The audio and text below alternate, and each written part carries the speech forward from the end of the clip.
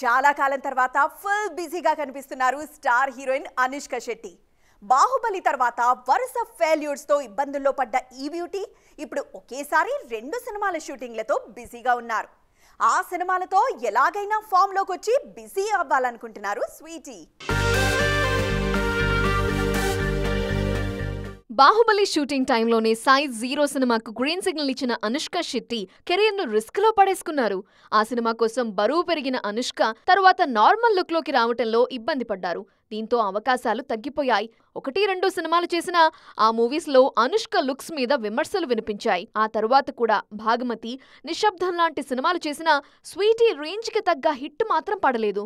దీంతో solid hit కోసం చాలా కాలంగా వెయిట్ చేస్తున్నారు అనుష్క శెట్టి.